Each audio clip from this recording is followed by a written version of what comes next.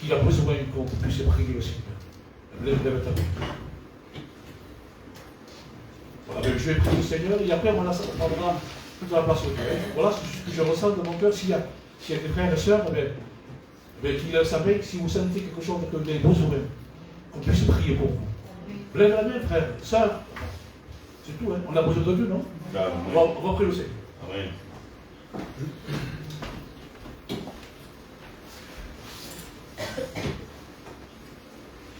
Je te prie de bénir, Seigneur, ma sœur. Que ne sois pas triste, mais que sois béni. Fortifie-la, bénis-la. Donnez-y ce que son désir de son cœur. Tu connais sa prière. Tu connais, Seigneur, sa vie de ce qu'il a. Que ce qui est, Seigneur, et que le Père se glorifie. Et que rien ne soit pas découragé dessus. Vous voulons chasser tout ce qui n'est pas à la porte. Il ne va pas bénir. Je te prie de bénir aussi ma soeur, de la garder. Que rien ne soit pas dévasté comme ça. Mais au contraire, que le reçoit les paroles. Paroles de Dieu, de son cœur. Que le soit fort, au moment peut-être difficile. Que le reçoit tes paroles. Et que le soit, Seigneur, soit fin de ta parole. Elle est forte. Encourage-la, Seigneur. Merci parce qu'elle est ta fille. Nous croyons, Seigneur, de bénir notre soeur, de la fortifier, de l'encourager, Seigneur.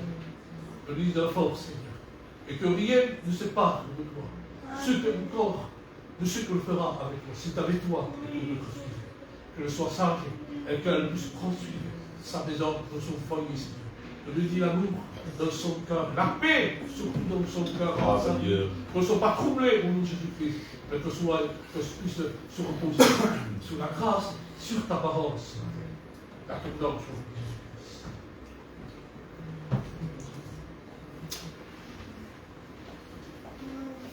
voilà, gloire à Dieu.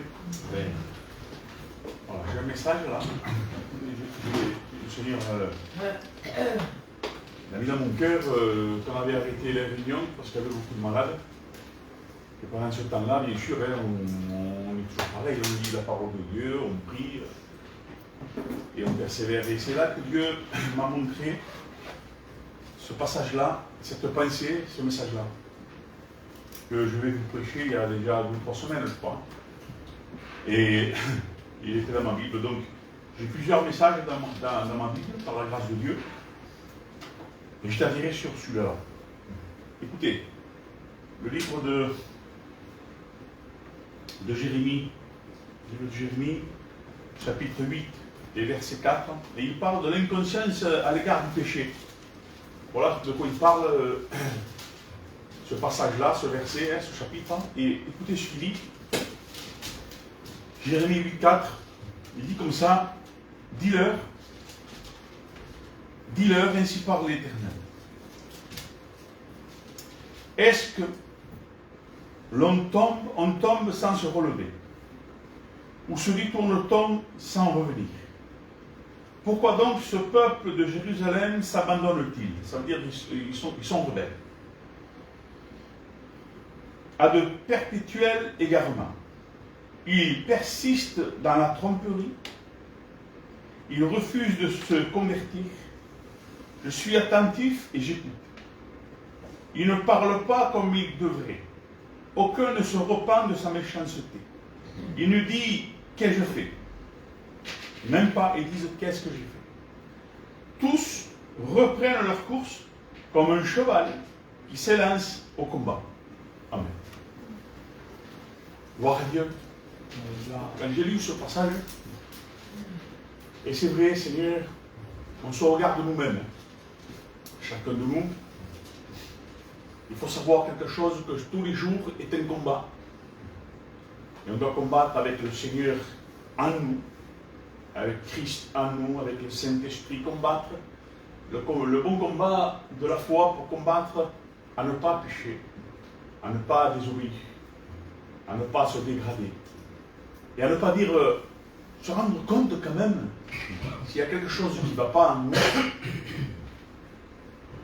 s'il y a quelque chose qui ne va pas en nous, de se rendre compte quand même à travers, parce que si on ne se met pas à part, s'il n'y a pas de communion, moi je pense qu'à un moment donné, on ne se rend pas compte dans quel état nous sommes. Je crois que la mise à part, être devant Dieu, lire la parole, faire la volonté de Dieu, nous pousse et nous éclaire dans notre vie spirituelle. C'est que tous les jours que Dieu fait, Seigneur, moi je pense que c'est très important. Hein? C'est très important, c'est la première des choses. Se mettre devant Dieu tous les jours de notre vie. Et que Dieu nous éclaire. Que Jésus agit. Que nous puissions nous regarder nous-mêmes dans quel état nous sommes.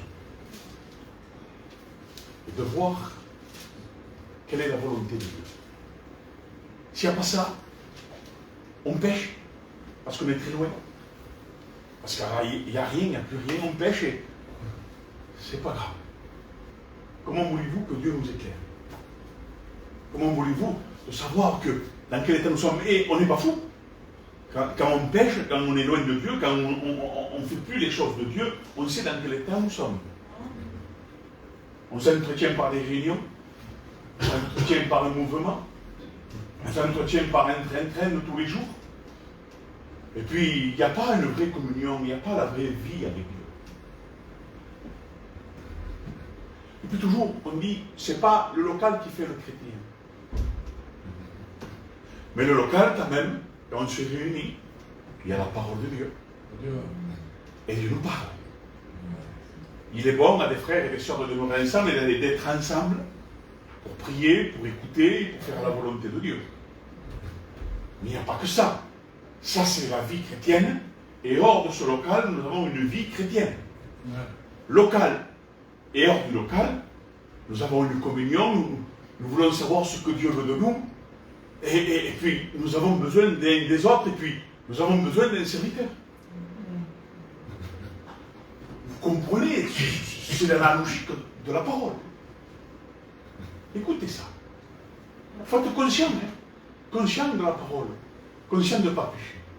Parce que là, dans Jérémie 8,4, il parle que j'étais inconscient, je faisais n'importe quoi. Écoutez, dans Osée 7,10, il est écrit: l'orgueil d'Israël témoigne contre lui, et son orgueil montre ses péchés. Et il ne se tourne pas vers l'Éternel, et il ne recherche pas malgré tout cela. L'orgueil d'Israël, l'orgueil d'un homme, l'orgueil d'un être humain, il croit tout savoir. Il croit que c'est comme ça. Il a raison, elle a raison. Nous avons raison de rien du tout. Celui qui est vrai et qui nous parle dans la vérité, et que c'est lui la sagesse et la droiture, c'est la parole de Dieu. Amen. Il faut se baser dans la parole de Dieu, ce que Dieu nous dit. Nous, on se trompe. Dieu, lui, ne se trompe pas. Pourquoi je dis que Dieu ne se trompe pas? C'est une raison, alors c'est une plus forte raison d'être devant lui et de mettre tout au pied de Jésus. Et de voir ce qu'il veut de ma vie à moi, de votre vie à vous. C'est un message de 3 semaines en arrière, les frères. C'est un message que Dieu m'a donné hier. Il m'a donné un message hier. J'étais attiré par le message de 3 semaines en arrière. Nous, l'orgueil fait qu'on se détourne. L'orgueil qu'on a en nous, si on a de l'orgueil, on a raison de ce qu'on dit, de ce qu'on fait. L'orgueil nous fait détourner de la droiture de Dieu, de la vérité. L'orgueil, c'est quoi? Savoir plus que les autres, meilleur plus que les autres, être plus intelligent que les autres, avoir plus que les autres, et tout ce qu'on a en nous est plus beau et bon que les autres. C'est ça l'orgueil. Mais l'humilité que Dieu nous donne, c'est tout le contraire de l'orgueil, parce que l'orgueil vient de Satan. Mais l'humilité vient de Dieu. Dieu aime quand l'être humain, le chrétien, le vrai, n'est pas charnel et qui reste spirituel. Et la spiritualité d'un chrétien, c'est de pas qu'il a raison, mais ce que dit la parole, qu'est-ce qu'elle dit? Qu'est-ce qu'il faut faire? Comment il faut marcher? Comment il faut agir? Vous comprenez? les années d'une chrétienté, les années, si on persévère dans les voies de Dieu, si on prie, si on est communion, eh bien les années font qu'on a grandi avec Dieu. Et les années sont ça. Avec Dieu, nous mûrit. Hein? On mûrit et puis on grandit et on a fait des expériences, mais on n'a pas encore fini. Mais il y en a qui sont avec des années de baptême, sans aucune communion, sans rien de tout, c'est des charnels. Mais toutes ces années qu'ils ont passées avec Dieu, c'est en vain. Parce qu'ils n'apportent rien de Dieu. Il n'y a que de l'orgueil. Il n'y a que moi j'ai raison. Il n'y a que non, je n'ai pas péché, j'ai rien fait de mal. Quand on est chrétien, quand on fait quelque chose de mal, on se repent, on est mal. On ne veut pas pécher, on ne veut pas faire tout le contraire de Dieu. Et on réfléchit à notre vie spirituelle. Hein? Dieu nous a donné assez d'intelligence, je pense, pour savoir, et cette liberté, de savoir que ce que Dieu veut. Amen. Là. Romains 3:11. Il n'y a personne qui ait de l'intelligence. Et il n'y a personne qui recherche Dieu. De qui parle? De qui parle? De celui qui néglige. De celui qui rebelle. De celui qui vit une vie chrétienne, qui n'est pas conforme, mais quand même, il est fidèle aux réunions. Ça ne tient pas debout. On est fidèle aux réunions, mais on n'est pas fidèle avec la communion, avec l'obéissance. On a une carapace de local. Mais l'obéissance, la persévérance et le fruit, il n'y est pas. On n'a que la caparace. La caparace. Carapace. Je ne dis pas. On n'a que le local pour dire, ah mais moi, je suis chrétien. On est là et on prie le Seigneur. Oh Seigneur, Dieu de gloire. Mais il n'y a pas l'obéissance. Il n'y a pas la communion. Il n'y a pas cette crainte de Dieu. Il n'y a pas de dire, ouais, mais quand tu es seul, mais où tu veux, tu es seul. Tu te trouves seul où tu veux. Hein? Dans le marché ou dans ta voiture, tout seul, personne ne te voit. Il y a quelqu'un qui voit tous tes actes. Et tu te conduis mal. Tu penses mal. Tu nourris tes pensées qui ne sont pas la gloire de Dieu. Tu dis des paroles qu'il ne faut pas dire. Tu fais des choses qui contraires, qui ne plaisent pas à Dieu. Mais dans le local. Je suis fidèle au local. Oui, mais tu es fidèle dans l'obéissance. Tu es fidèle dans la lecture. Tu es fidèle dans la marche. Tu es fidèle dans ce que Dieu nous dit. Est-ce que tu veux te débarrasser de ton orgueil? Est-ce que tu veux te débarrasser de tout ce qui est amer, tout ce qui est absinthe? Est-ce que tu veux te débarrasser et laisser ta chair par terre? Tant qu'on est charnel, on n'est pas dans la volonté de Dieu, on est hors de Dieu. Mais quand on est spirituel, malgré ça, on prie, on a même du jeûne, on est intègre. Malgré ça, comment je fais? J'ai fait ça. Pourquoi je fais ça? Je ne comprends pas, Seigneur. Je suis bidon, hein?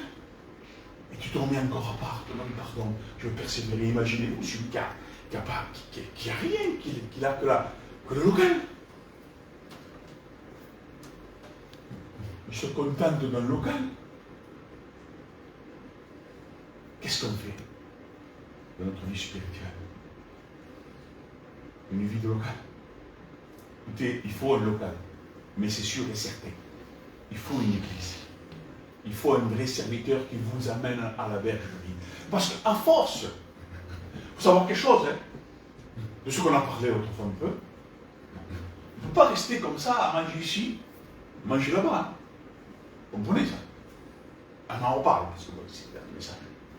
Et c'est de la vie qu'on a. On ne peut pas manger là-bas, ici, des années et des années comme ça. On voit bien les résultats de ces personnes-là qui font ça. Si moi, en étant chrétien, je n'ai pas où je suis établi, inscrit dans le local, hein, le livre de vie, inscrit dans le local, j'ai un serviteur qui me suit. Oui, mais moi, ça fait des années que je suis avec Dieu, comme la femme Maria, Néné, la Nina, tous ceux qui ça fait longtemps qu'ils sont avec Dieu. Laurent, de ce qu'il a dit, comme on a dit l'autre fois, que nous, on pense ce qu'on fait, oui, et je suis entièrement d'accord avec ce qu'il a dit. Mais à un moment donné, on ne peut pas se conduire tout seul. Il faut le message. Il faut un serviteur qui nous dit non, c'est pas ça. Il faut quelqu'un qui nous dirige. C'est biblique. Si c'est pas comme ça, on n'est pas biblique. On sait nous conduire. On sait où on va. Mais il nous faut un serviteur. Alors, mettons, moi je change d'église. Je ne sais pas, on est dans une église, elle n'y est plus, l'église, admettons.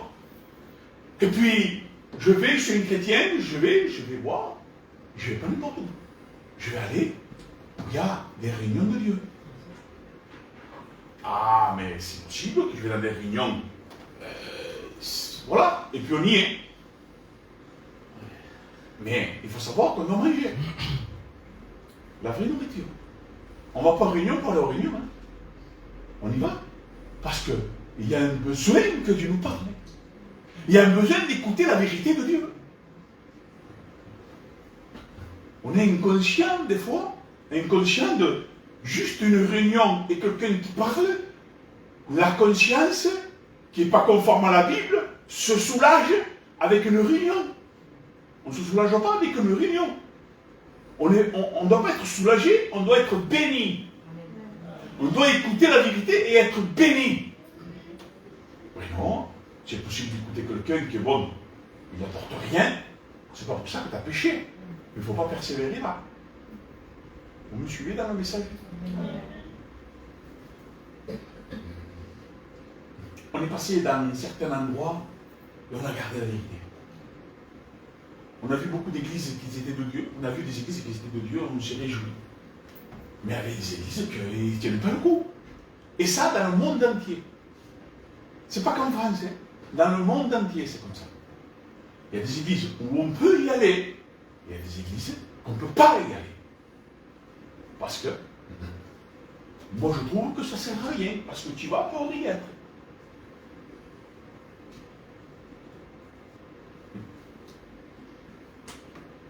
Regardez le titre 3.3. Nous aussi, mais là, il parle des églises et des frères. On dirait qu'il parle des païens. Oui. Il parle des églises qui sont dans cet état. Nous aussi, en effet, nous étions autrefois stupides, rebelles. Il n'y en a pas dans les églises des rebelles? Claro. Égarés, il n'y en a pas dans les églises des égarés? Bien sûr que oui. Des esclaves de toutes sortes de désirs et de plaisirs. Nous vivions dans la méchanceté et l'envie. Il n'y en a pas dans les églises de ces gens-là? Bien sûr qu'il y en a. Il y en a dans le monde et dans l'église. Nous devons rester dans la sanctification, dans la doctrine de Dieu. Amen. Dans la doctrine, dans la sanctification, dans l'obéissance, et porter toujours du fruit. Amen. Où tu te trouves, ouais. Où tu es, je ne sais pas, à l'endroit où on va être, où tu te trouves, sanctification, obéissance, aimer la parole qui ça veut dire aimer Jésus, aimer l'Éternel, aimer le Saint-Esprit, et faire la volonté de Dieu jusqu'au retour de Jésus. Amen. Alléluia. On se connaît tous par cœur, presque. Mais on ne sait pas vraiment ce qu'il y a dans notre cœur, chacun de nous. Comprenez? Vous ne savez pas ce qu'il y a dans mon cœur. Je ne sais pas ce qu'il y a vraiment dans votre cœur. Dieu lui connaît et il sait. Dieu dit, la parole de Dieu dit, veille, veille et prie. C'est une grande parole de Dieu, ça. Et il dit, veille et prie. C'est important. Pourquoi il dit veille et prie? Parce qu'on le sait. Veille et prie nous garde dans le fruit, nous garde la parole, dans l'obéissance. Veille et prie nous garde à ne pas tomber dans le péché, à ne pas se détourner et aller vers Satan.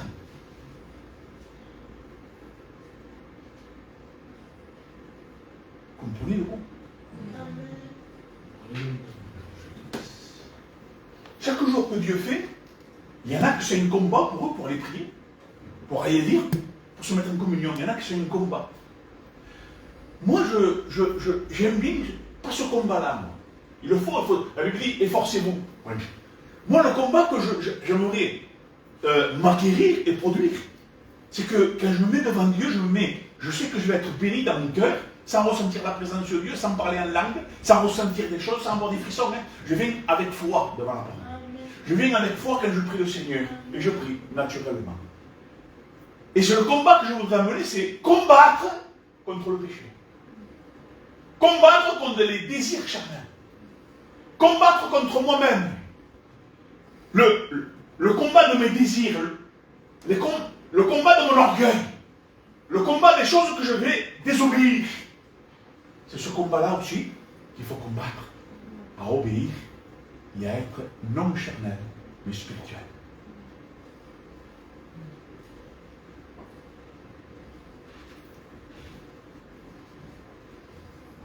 Ça va. Vous savez, on est où on est, on se trouve où on se trouve. Quand on est de Dieu, il y a Dieu.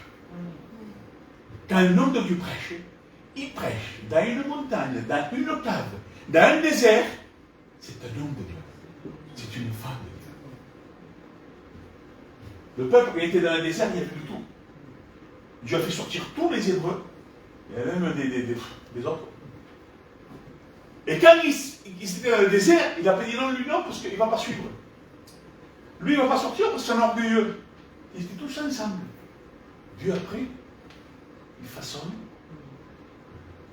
il parle, il enlève, il nettoie. Nous aussi, en effet, nous étions autrefois stupides, rebelles, égarés, esclaves de toutes sortes de désirs et de plaisirs. Nous vivions dans la méchanceté et l'envie. Mais maintenant, nous, comme ça, moi, ce n'est plus pareil. On n'est plus pareil maintenant. On n'est plus dans cet état-là.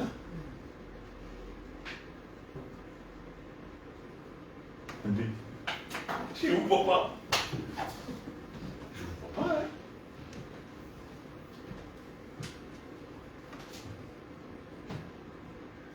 C'est glorieux. Amen. Hein? C'est glorieux. Hein? Alors, écoutez la vérité. Hein? Écoutez la vérité. Il faut garder. Ah, je ne sais pas de quelle façon vous recevez la parole. Seigneur Jésus, ça c'est chacun prend comme il veut et prenons-le avec joie. Nous maintenant c'est tout pareil, bien. Il nous a rendu libres, la parole de Dieu dit, non? Dieu nous a rendu libres. Il y a moins d'amène qu'avant. C'est incroyable, mais oui. C'est terrible. Vous venez là, c'est terrible. Okay. Frère, vous avez la joie. Dieu. La joie, mais juste. Amen. On a tous une pensée, si on marche, on se confie en Dieu. Hein? Mais là, il nous a rendu libres. Et moi j'ai une pensée. J'ai écrit ce qui est écrit. Il nous a rendu libres de quoi, frère? Ben, libre que tu peux aller où tu veux.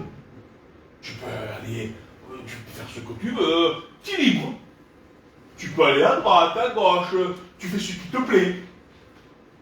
C'est ça, libre? Non, c'est qu'avant, on était dans le péché. On était esclaves du péché.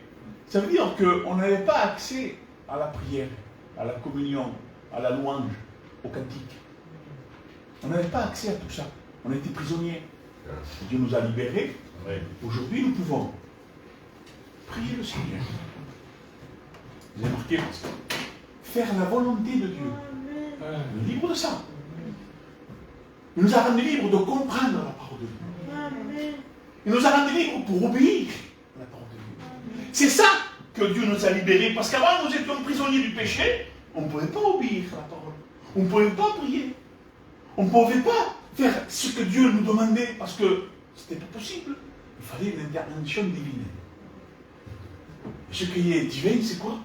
C'est Jésus-Christ sur la croix. Il a été crucifié.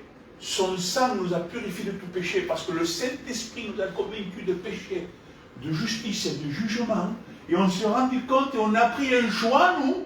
Hein, Dieu nous a donné la conscience de dire tu choisis maintenant. On est venu, on a demandé pardon, le sang de Jésus nous a purifiés de tout péché. Amen. On est devenu un être nouveau, une vie nouvelle. Maintenant, nous pouvons prier, louer, chanter des cantiques, glorifier Dieu, faire surtout la volonté de Dieu, obéir à la parole. Quelle liberté, Seigneur! Quelle liberté, quelle joie, quel bonheur! Mais je suis heureux, c'est là être heureux. Je suis libre. Attention, il y a quelqu'un derrière qui nous court après, les frères. Quelqu'un derrière nous qui nous court après. Vous savez comment il s'appelle, hein? C'est l'adversaire. Et il court vite. Il veut nous rattraper. Il te rattrape. Ben, comment il te rattrape? Parce que nous, le chrétien, on court. On courait dans la carrière. Hein? Et on court. Mais où ça vient où on ne court plus qui peut nous rattraper? Où c'est? C'est quand tu diminues. Tu ne cours plus. Tu commences à marcher, et à un moment, tu commences à te coincer. Tu t'arrêtes. C'est quoi? C'est parce que tu ne lis plus, tu ne pries plus, tu n'as plus de communion, il n'y a plus rien. Donc tu as freiné, l'adversaire t'a rattrapé. Tu n'as pas persévéré. Tu n'es pas allé jusqu'au bout. Donc l'adversaire t'a rattrapé. Et il t'a fait que l'être humain a péché de nouveau. Et l'adversaire te prend comme une marionnette entre ses mains. Il fait ce qu'il veut avec celui qui était chrétien et qui ne l'est plus. Parce qu'il ou elle n'a pas persévéré. Marionnette. Le marionnette, on fait ce qu'on veut. On en met là-bas, ici, on fait ce qu'on veut. Mais Dieu nous dit, cours. Qui t'a arrêté si promptement? Comment se fait qu'on s'est détourné si vite comme ça? On vous a ensorcelé, dit la parole de Dieu. Qui peut nous détourner si facilement comme ça? Intègre, et d'un coup, il ne peut rien. Oh, on a vu le fou. Qui t'a arrêté? T'as arrêté quoi? Les désirs, les envies. On a arrêté d'avoir cette communion. C'est ça qui nous a fait retourner à l'arrière. Et Dieu parle et nous dit, qui t'a arrêté si promptement comme ça? Qui vous a ensorcelé? Seigneur, quelle peine. Quelle peine. Mais tant qu'on est sur la terre, il ne faut pas se baser que sur ça. Ces personnes-là peuvent encore comme dit la parole, se tourner vers Dieu, revenir à la source, redemander pardon à Dieu. Il ne faut pas faire comme dans Jérémie 8,4. Ils sont inconscients d'être dans le péché. Quoi. Personne ne dit qu'est-ce que j'ai fait. Quel est mon état? Personne ne se rentre en lui-même, se sonne de lui-même pour dire quel est mon état de vie spirituelle. Personne ne bouge. Il n'y a personne qui n'a pas dit qui cherche Dieu. Personne. Ça veut dire qu'il y en a beaucoup. Là.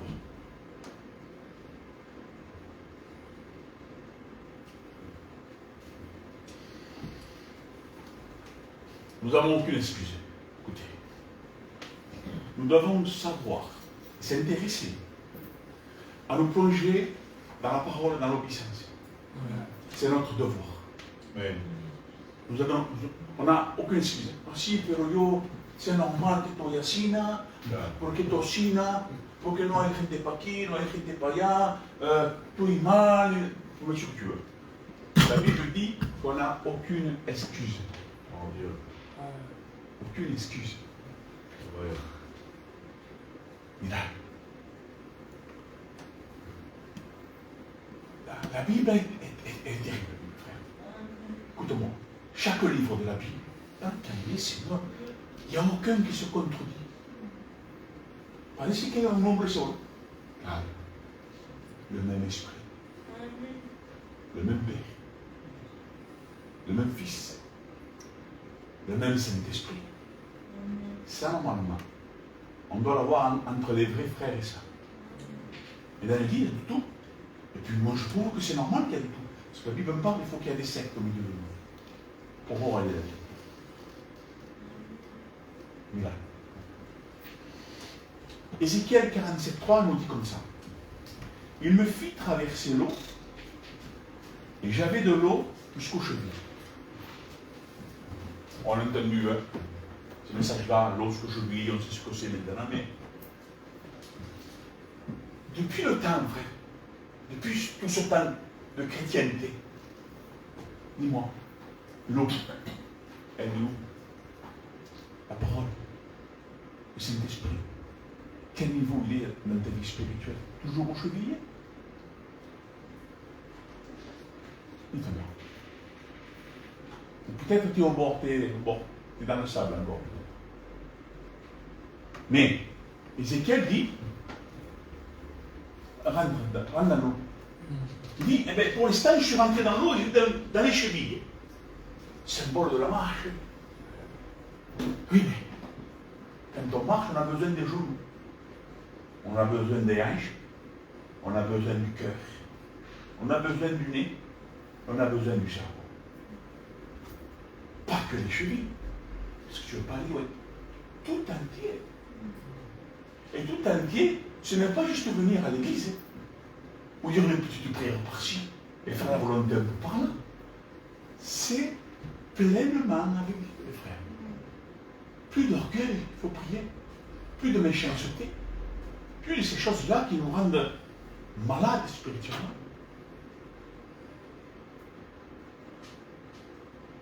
Il dit, rentre à l'eau et il dit, j'ai de l'eau jusqu'aux chevilles. Seigneur, là, voyons, où elle est ta parole? Il a là où la plus ici. Il mesura encore 1000 coudées, il me fit traverser l'eau. Et j'avais de l'eau jusqu'aux genoux. Genoux, cheville, la marche, genoux, se prosterner. Se prosterner. Se prosterner. Tomber à genoux. C'est pas fini. On ne fait pas semblant. Hein? On ne se met pas à genoux pour dire je me suis mis à genoux. C'est le cœur. Hein? Les chevilles, c'est le cœur, l'âme, l'esprit. Les genoux, c'est l'âme, l'esprit, ta vie. Il a cheville, genou. C'est bon là, non? Eh non, c'est pas bon. T'es pas entier, frère. Puis après, jusqu'au rein. Les reins, c'est quelque chose qui nous fait tenir debout. On est debout devant Dieu. Ça veut dire on obéit. On est saint. La ceinture. On se saigne, pas sainteté, saint. Quoique, on est dans la sainteté. Il mesura encore, c'était un torrent. Je ne pouvais traverser, car l'eau était si profonde qu'il fallait y nager. C'était un torrent qu'on ne pouvait traverser. Voilà l'erreur de l'être humain. Cheville, ça va, genoux, ça va, les reins, bueno, ça va. Mais, t'as d'où? C'est un torrent, frère. C'est terrible comment c'est. Ça fait peur même. Eh oui, un problème alors. Là vient la confiance en Dieu. Là vient la foi en Dieu. Parce que tu crois que tu n'arrives pas, Dieu te fait arriver. Et la Bible nous dit de nager en plein eau. Amen. Tout entier. Tout entier pour Dieu, frère. Où nous nous trouvons, où nous sommes, on nage en plein eau. Ça veut dire que tu es complètement dans la parole. Tu es complètement dans le fruit de Dieu. Tu es complètement dans l'obéissance de Dieu. Tu es complètement dans la doctrine de Dieu. Tu ne laisses rien. Tu prends tout de Dieu.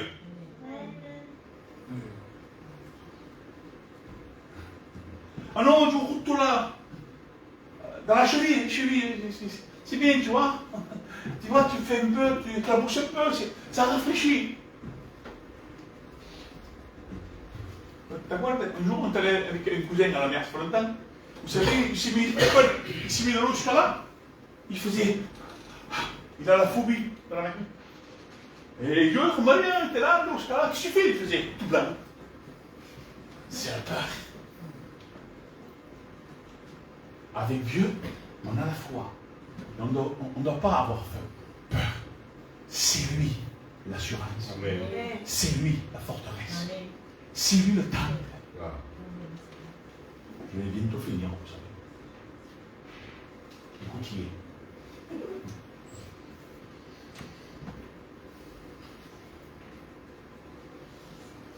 Je vais finir par Jacques 5,7.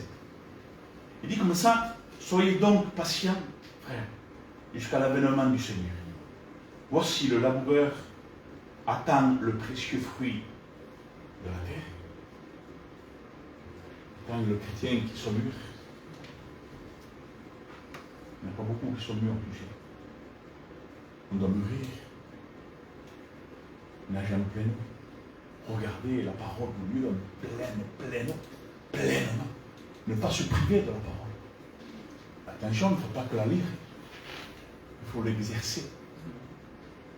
Il faut l'accomplir dans notre vie. Mira.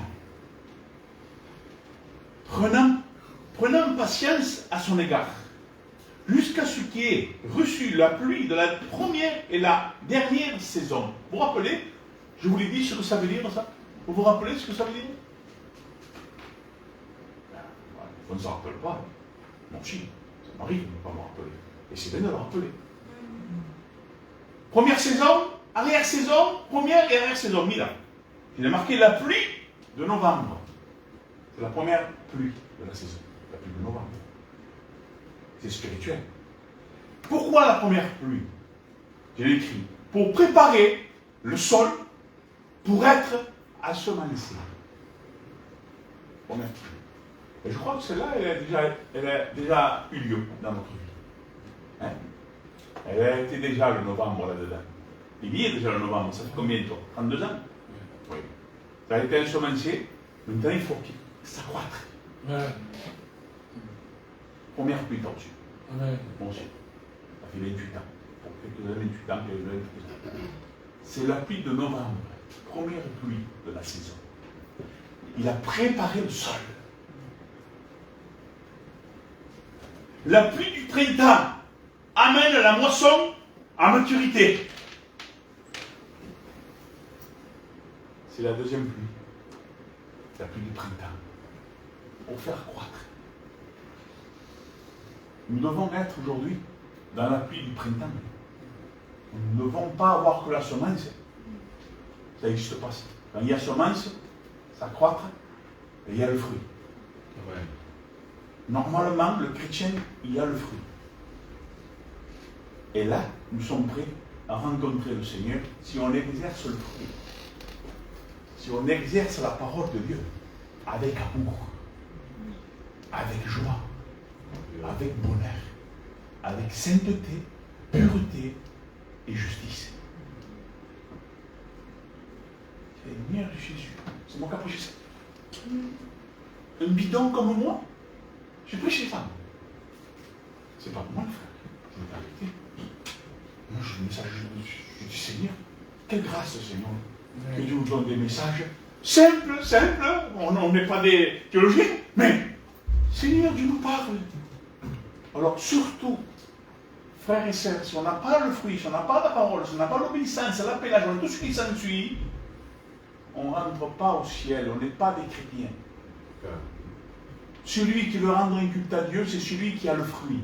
Avec tous ses défauts, tous ses manquements, mais il veut de Dieu. Il veut faire la bonne. Il ne veut pas pécher. Il veut avoir le fruit, il veut avoir la parole. Il veut être dans la première pluie, la deuxième pluie. Nous sommes dans la deuxième, les frères. Jésus vient. Jésus vient. On est rentré dans l'apostasie, qu'est-ce qu'on croyait? Mais je vous le dis en vérité, on est rentré dans l'apostasie, on y est. Jésus vient. Lisez la Bible, vous allez voir si vous n'allez pas voir que c'est l'apostasie. On est rentré dans l'apostasie. Seigneur Jésus. Jésus vient. Vous avez compris la parole ce matin? Vous avez vu un peu ce que c'est un chrétien? Je passe comme ça, hein? Je ne suis pas un enseignant, moi, mais je suis quand même un serviteur de Dieu. Je vous ai annoncé ce que Dieu a mis dans mon cœur. C'est important, ça ne vient pas de moi, ça vient de lui. Alors, prenez-le. Ça ne vient pas de l'entome, ça vient de Dieu. C'est la parole, je vous ai lu la parole. Et après, j'ai commenté la parole. Qu'est-ce que c'est un chrétien? Seigneur Jésus. On est bien ensemble. Alors, soyons conscients du péché. Soyons vraiment conscients du péché. Celui qui va rendre un culte ce matin, c'est celui qui est dans le fruit, dans la parole. Amen. Amen. Alors, si c'est Amen, on va prier le Seigneur.